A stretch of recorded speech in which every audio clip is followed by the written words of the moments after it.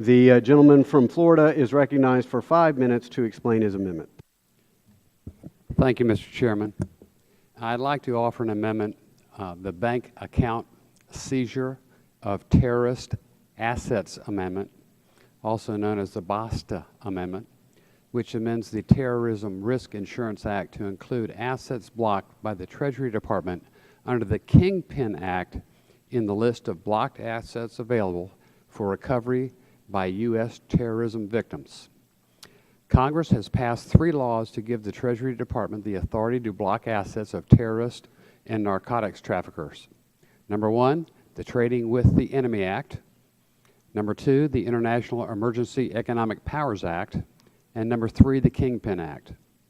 Congress has also passed the Anti-Terrorism Act, which gives terrorist victims the right to sue in federal court the terrorist organizations that harmed them. The court can then award them a judgment and damages just like any other civil case in the United States. TRIA Section 201 gives these terrorism victims the right to recover these court-awarded damages from the assets of terrorist groups and their affiliates blocked by the Treasury Department under the Trading with the Enemy Act and the International Emergency Economic Powers Act, but not the Kingpin Act. In 2003, my constituent, Mark Gonsalves, and 3 other Americans were on a counter-narcotics mission in Colombia under contract from the Department of Defense. Their plane crashed and they were seized by FARC, a Colombian rebel group that funds itself through the Colombian drug trade. It's a specially designated narcotics trafficker under the Kingpin Act, as well as specially designated global terrorist and foreign terrorist organization. The pilot, Delta Force veteran Tom Janos, was executed at the crash site, and the remaining 4 Americans, Keith Stansel, Mark Gonsalves, and Tom House, were tortured and held hostage by FARC for 5.5 years until rescued by the Colombian Army.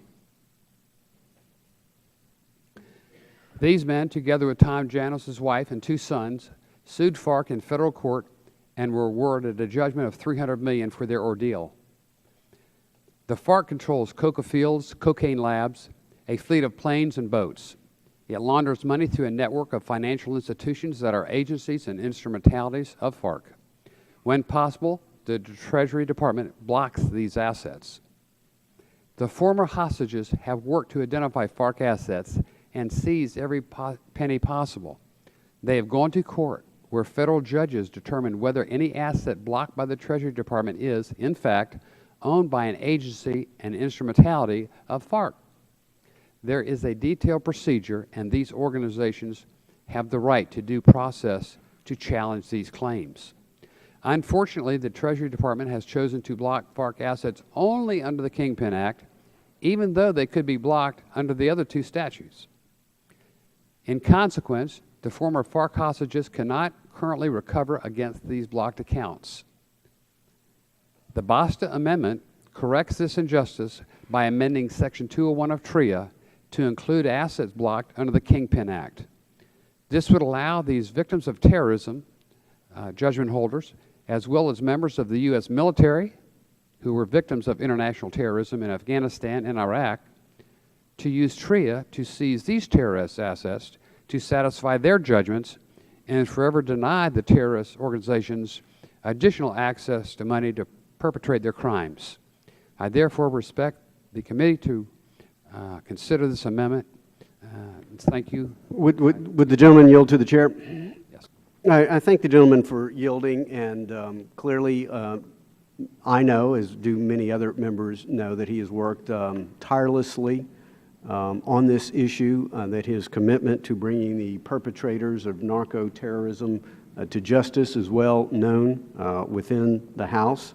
As the gentleman knows, as we have discussed, there are certain unresolved issues in his particular amendment on how best to accomplish his goals, plus there's a few jurisdictional challenges that have not been worked out. But I would like to make a public commitment to the gentleman that this is an issue that I too care about, and if the gentleman would withdraw his amendment at this time, I'm committed to holding a hearing in the weeks, months to come on the subject so we can best determine how to move forward on this issue.